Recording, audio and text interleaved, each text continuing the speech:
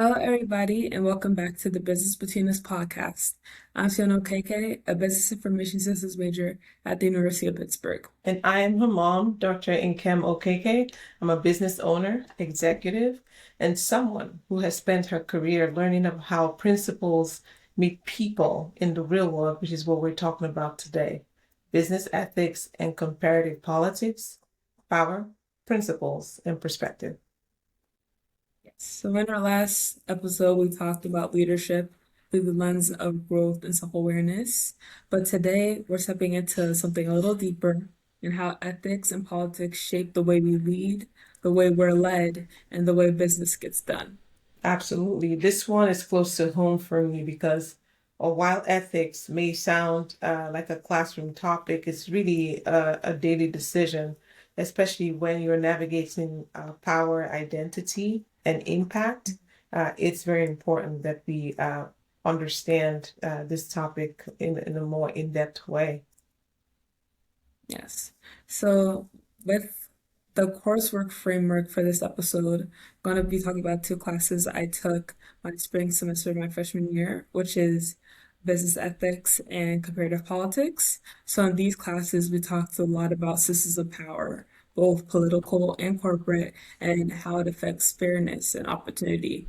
And it was really eye-opening, being able to analyze everything from global trade laws and corporate diversity policies. So it was nice to get that further background. That's a very strong connection. Politics and business, they both shape people's lives in ways most of us don't see on a day-to-day basis, but it's there. Yeah. So starting off with the basics of business ethics, we talked about principles and frameworks. We focus on things like utilitarianism, which is a theory of maximizing good for the greatest number of people. And while that might seem good overall, but it kind of overshadows a minority within a community, or deontology or rules-based morality, which focuses more on duties and rules and making sure that you're following those laws exactly to meet those ethics standards. And then there's virtue ethics, which more turns into an introspection that's saying, what kind of person should I be? What kind of leader should I be? And we also study a lot about corporate social responsibility, companies acting responsibly towards society, and how in different ethical dilemmas you have to balance both profit and the environmental and social impact that it brings. That's a lot of theory that you It learned. was a lot. Yeah. Yeah, it was a lot of class. It was mostly a discussion-based class. So what we did for the most part was talking. But then shifting to comparative politics, which was a more of a social science class, we looked at how different political systems to democracies, authoritarian regimes, Mm. and mixed economies, and how they affected the different governances and policies Mm. within each country. And we talked about these institutions, their power structures, and how political stability influences markets pretty heavily. So, in a nutshell, ethics tells you what's right, and the politics tells you who's making the decision. For sure. Okay. So in these classes, since they were separate, they're not as interconnected as it obviously is in the everyday world. And one of our class discussions in the business ethics class that stuck out to me was about inclusion in the workplace and how representation isn't just about diversity numbers, but it's about decision-making power. And it made me realize that equity is not just about inclusion, it's about influence and what message you're sending out there. Absolutely. Ethics without equity doesn't create lasting change. It looks great on paper, but you really have to sort of do a deeper dive into it. So let's look at this in depth in terms of when principles meet pressure. Because the truth is that business ethics and politics are inseparable. And every decision that I have to make in my businesses, whether it's pricing, hiring, expansion, it has an ethical and a political dimension to it. So, for example, in healthcare, ethically, you want to have access for all. We pride ourselves in linking silos to sustain systems to save lives.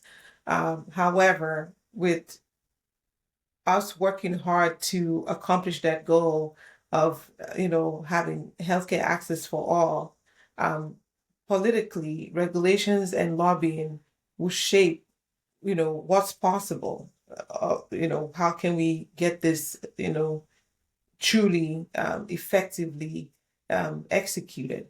And this is why I have to think outside the box and make sure that Medical Links as an organization is part of advocacy groups that help us push our cause. So, for example, Medical Links is part of the Primary Care Collaborative, which is a leading advocacy organization that advocates for better health policies. So we're able to, go to the Hill and engage with political leaders to explain why we need to, first of all, advance primary care because we feel that that's the gateway to providing access to preventive care and primary care for all. So again, I cannot sit down there and only focus on the financial accounting, on the different contracts and how the projects are being managed. I also have to think about the external impact of the politics, of the political landscape that we have to navigate through to get the work done. Another one is to think about global business. Entering a new market, for example, means that you have to understand the local laws there. You have to understand the cultural norms and sometimes corruption and how it works in that setting. This is the reality that I have to work through through my other business, which is BIND, Business Integrated Network in the Diaspora, which is a collective of businesses that are interested in doing trade with Africa. And working across country and continent lines is huge. We need to navigate the business laws, what applies locally to each respective country that we operate in, and making sure that we're seeing how that aligns in a compliant way with how we do work here in the US. Now, this is not too hard for us to sort of think through because we do have conglomerates and large enterprises that are international organizations. So when you start thinking about going global in your business, this is what you have to think about and navigate. But we're happy that we have an association like Bind to help give us what I say, a stepping pad into a launching pad into doing that together and in a more safe and calculated way. So that said, um, in the real world, ethics often will meet resistance when money is on the line. So I remember a true story. Years ago, I had a business with a partner who suggested cutting corners on a healthcare management project to save costs for complex care management services. Everything in me said no. And that's the way we went, right? So it was about compliance, but it was also about integrity. And even though it cost us the contract, I think that that was the right thing to do. That sounds like it was a really hard It call was. to make. It was. We lost the contract, but we kept our reputation. The decision ended up opening doors to bigger and better partnerships down the road. And it taught me that sometimes, if not all the time, doing the right thing may cost you in the short term, but you have to think about the long term because Right. it could pay off and in trust and also in longevity with how you do business and the people you do business with. That reminds me of my coursework and how I learned in comparative politics that strong systems depend on Mhm. accountability. So whether it's a government or a business, the lack of checks and balances is what leads to that corruption or collapse, what you were mentioning earlier. Absolutely. And when you even add things like race and culture into that conversation, it becomes even more layered. As a Black woman in leadership, I've had to make some ethical stance in rooms where my voice wasn't always welcomed. But ethics isn't about comfort, it's about conviction. And when you're a business owner, it even extrapolates into how you're running the business, your team, uh, um, psychological safety in how you're doing what you're doing, your clients to be comfortable that you understand the dynamics in your microenvironments and how you navigate it at a micro level to execute on the job. All these things add up. And that's something I have to think about, going into my career pretty soon, and being a Black woman as well. I'm gonna have to navigate that space You're and already in just the career. making sure. Yeah, when I'm out of school, like when that's like I full know, I time, know, it's something I'm I know. gonna have to think about and just know how to stand on my principles, but also understanding the context that I'm in and hearing that perspective.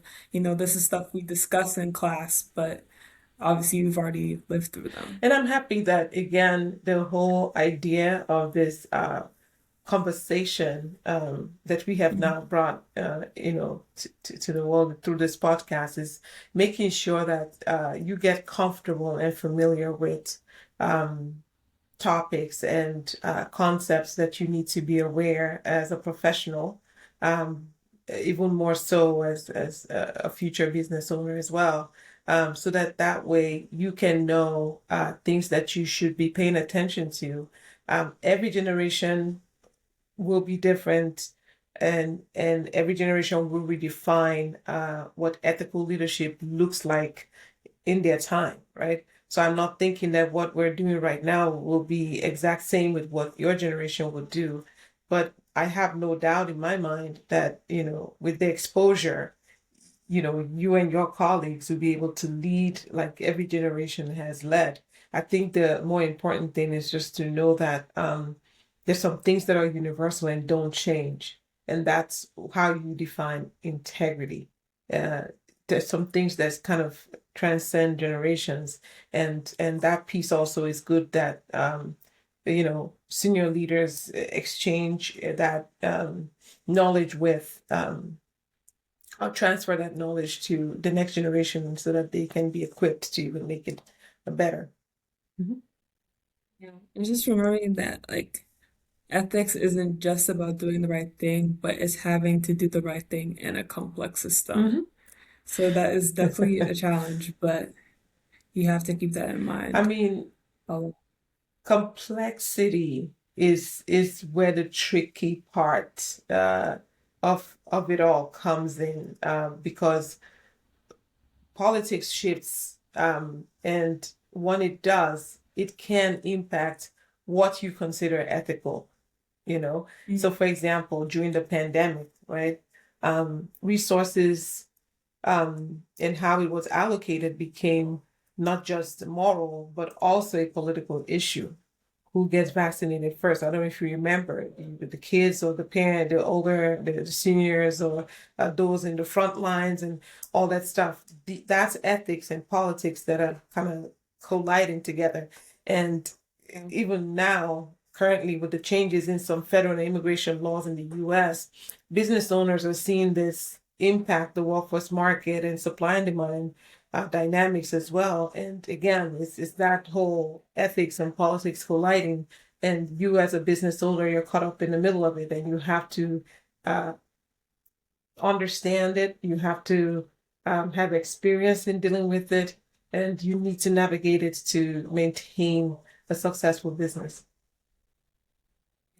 And I feel like in class, we know ethics is supposed to be a universal thing. We know that's not always the Mhm. case. So that's why context matters. Like in any company you're in, any country that you're in, the context matters to what is ethical in that situation. Exactly. And you get to choose. You get to choose how this matches with or aligns with your values, right? Any CEO or business uh, that ignores the politics will risk failing. A Mhm. company may have the best ethical intentions, but it doesn't matter if you don't understand the political landscape that you have to navigate. If you don't, you cannot survive. So that's important for you to know, at least at this stage, and pay attention to every room that you're in, and every workplace that you go to. Take time to understand the politics around you, so that that way you can adjust how you position yourself as a leader, or how you position yourself as someone working in that environment. So what else do you wish that students like me were taught about ethics and politics? Hmm. What I wish more of, it's hard, but what I wish more of is to navigate the gray areas. Textbooks give you clear rules, but on the real side of things, it's very messy. They should at school teach you about negotiating. Um, that comes in very handy when you're trying to navigate things and see, you know, what can you influence to keep things as stable, familiar as possible, to align with your goals and what you're trying to accomplish, but also at least talk to you about cultural sensitivity, or you seek it, right? To be able to understand how that plays into you know work dynamics, professional dynamics, personal dynamics, and how to balance competing values under pressure. Because you'll be faced with that. It's just a matter of time. I feel like we learn a lot about power and who has it and how it's used and how it affects business, but then it's like, okay, what do we do about it? So we definitely need that piece of how does the everyday person or the emerging leader learn how to navigate around those sorts of things. Yeah, and at a high level, I think what I want you to take away from this is we kind of know what to do. The question is in the how to do it. So we do Hmm. understand power dynamics for the most part. It's important that you understand how that impacts your profit margin and sustaining your business. But you have to, you know, engage in ways that you can influence uh, Hmm. the dynamics that impact your business. So, for example, uh, Medical Links is part of a number of Chamber of Commerce's, Maryland Chamber of Commerce, Montgomery Chamber of Commerce, DC Chamber of Commerce. And the reason we're a part of these chambers of commerce is that they also organize advocacy sessions with political leaders to talk to them about business owners and what businesses are facing, particularly small businesses. I attended one of the Maryland Chamber of Commerce advocacy sessions on Capitol Hill, engaging with senators and congressmen and women to talk about how creating more opportunities for smaller businesses would improve um, our successes and success rates. We were specifically talking about the priming and subcontracting regulations, saying that we wanted more carve outs for small businesses to prime businesses, because sometimes the prime subcontractor uh, agreements may not favor the small businesses for right and wrong reasons. So I think for us to advocate that if a small business can prove that it has the capacity as well as the technical know-how to do the work, then why shouldn't we prime the business? I can understand that supersized scaled projects may require more hands on deck, and a larger enterprise who not only has like much larger manpower, but also the experience. But I mean, everything that's big started small, right? So I think not giving small business enough pathway forward to expand doesn't help our economy, period. But to be able to, as an organization, know these things and understand that one channel of going about this is becoming part of a chamber of commerce, making sure that you're active in the chamber, and making sure that you attend advocacy sessions to make your voices heard in hearings and things like that. That's huge, and that kind of helps you know the different levers that you can pull to influence the power dynamics that impacts your business. Thank Mhm. you for sharing You're that. welcome. What I've learned is that Mhm. understanding different political and cultural systems helps you see why businesses tend to operate the way they Mhm. do. Mhm. Like with corporate Mhm. social responsibility, it may look different in the US than it does in other countries because they had to adapt to whatever governance they're under. Exactly. Uh, and just like people say, healthcare is local, but politics is local too. Ethics Mhm, doesn't exist in a vacuum. It is shaped by history, by context, by culture. And in some parts of the world, businesses will favor relationships over regulation, while in other mhm, countries, the law is everything. So, kind of knowing the mhm, balance is key. And if you want to lead as a global business, which is pretty much my position, you have to be aware of these things and know how you are flexible and adaptable. Again, back to that word adaptability throughout this season of the podcast we've been doing, adaptable keeps coming up over and over and over again.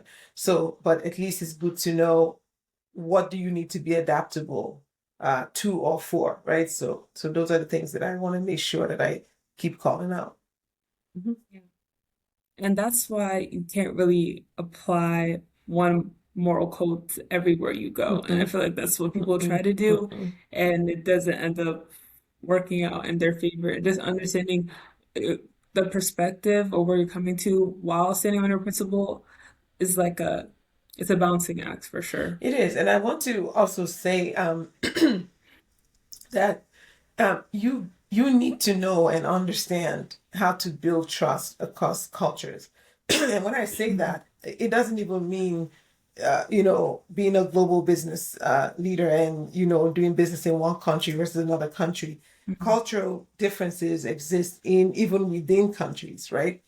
Take for mhm, example, like the U.S. is a melting pot of cultures. So you really have mhm, to understand, at as best as you can at the individual level, if that's a decision maker, be it a client and or a political leader, how this person's upbringing and culture informs the kind of decisions they're making.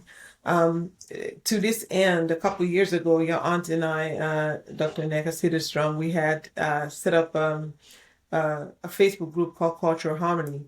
And the goal of that group was to make sure that we start looking into other cultures, celebrating Independence Days of every single country in the world, and understanding a little bit about the story behind them. So if you told me you were from a certain country, I don't have to be completely oblivious about where it is in the map or what it is that this country is known for. We go a deeper dive to understand different uh, observance days that these countries celebrate culturally, to understand why do they do things the same, in a certain way. And what we learned after doing that for a while was how similar cultures were more than they were different, right? And mhm, marriage is similar. It always starts with a man seeing a girl he likes, or the family seeing a girl he mhm, likes, make a proposal, then come ask for her hand in marriage. Sometimes, mhm, you have to pay your dues, your dowry, and stuff. And then there's a celebration about marriage. And same thing for cuisine, like the way people eat or prepare food, and see food as, mesh them yeah, together. and see food as medicine for real. Which is something that, is really supported right now and pushed a lot through the Department of Health and Human Services. Food is medicine, but it's really true because it's also culturally based, right? And Mhm, things like that. So I think understanding culture is something that is important. It helps you to respect mhm, differences, but at the same time, it helps you to even hold true to your values the more you understand, cultural harmony. Hmm. Thank you. Yeah. So now we're gonna bring back our little game, the Buzzword Buster, if you're ready for that. This time we're just gonna do two terms. Okay, And okay, ready? I'm ready. Okay. First one is corporate social responsibility. CSR. I would say that one is PWP is what I call it now. Is profit with purpose, which is, no matter how profitable you are, what's the purpose of or the essence of that entity? How are you making sure that you're providing some form of social impact that you are Mhm. thoughtful and cognizant of? Why that's also important is that you don't operate or exist in a silo. You exist Mhm. in a society, in a community, and being able to know how what you're doing impacts the society around you, and have some social supporting impact that you want to have in a positive way is important. And most awards recently that I've received in the past 2, 3 years, when they reach out to me and say, "Hey, you were nominated for XYZ, award," they always ask the question of, can you tell us about your social impact? How have you impacted socially? So yes, you may have this business that's profitable, doing well, and all that good stuff, but for you to get that recognition, they want to know, are you also aware that you're a part of a whole, and what is this social impact that you've had in a positive way, and how have you given back to your community? So yeah. Yeah. You exist within the Oh context. yes, you Through exist within the exist within context. the context. That's your favorite So saying. yeah. And all that what you are and all that came Oh, before you. absolutely. Yeah. Absolutely. Yeah. Say that again. Okay. So I just want it to be on ex record. you exist within the context and all of what you are and all that came before you. Absolutely. Love it. Shout Love out it. to Love it. Big Sister General. Now, moving on to comparative politics. What would be your memorable twist for Ah, that? okay. This one, I have a fun one. This one I see as a Netflix for government. Because you have different genres, but it's the same theme. It's Mm, about power, it's about rules and survival. mm, So it's like a detective who's comparing clues across countries to mm, recognize political patterns that are there. So mm. that's my twist with government metrics. I like that. It's good. Okay. Okay. So, to our listeners, yes, we'd like to hear from you. Absolutely. I would love to hear from you, Siyonna, and I would love to. Have you ever faced a moment where your values were tested? Whether it Mm. was at work, whether it was at school, or in your community? What was the toughest ethical decision that you've had to face in business or in life? So if you can share your thoughts with us, that would help us to continue this conversation beyond the classroom, right, into the real world, Yes. so that we can keep learning and applying this knowledge. Yes. Please share your thoughts and experiences. We'd love to hear how you navigate ethics and leadership in your own world. So you could share your story with us on our social media handles, Spotify, YouTube, TikTok, Facebook, Instagram at the Business Between Us podcast. We also have our email, businessbetweenus@gmail.com. We also have our personal LinkedIn's at our names, Nkem LKK and Siyonna LKK. So please like, comment, share, subscribe, and follow us at the Business Between Us. Absolutely. And we'll wrap things up as we normally do with our key takeaways. So, Sienna, what's your key takeaway? Okay.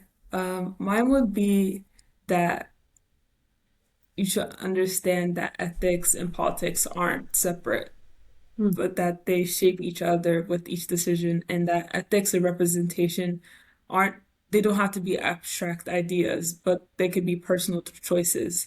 And learning how systems work globally, I think even better helps you make those decisions locally. I like that.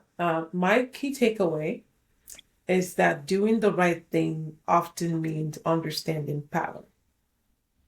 Mhm. Imagine a company that wants to implement fair labor practices in a country where local laws allow exploitative conditions, right? Ethically, you want fairness, but politically, the government holds the power to enforce or block your operation. So understanding that power dynamics helps a lot on how you can best strategize, maybe partnering with a local organization or a lobbying group for policy change. Your values ultimately will set the direction in which you want to go. So again, my takeaway is doing the right thing often means understanding power. That wraps up this episode. So next time, we'll be exploring how to manage that chaos. Episode 8 will be diving into managing complex environments and tech-enabled business. We'll talk about systems, innovation, and staying adaptable in an unpredictable world. And I'm sure you don't want to miss that. I think that's the last episode for this first season. We want to thank you for joining us on this podcast, and I hope you've learned a few things along the way. So until Mhm. next time, we want to thank you for joining us on the business between us, and see you in our next episode. Take care.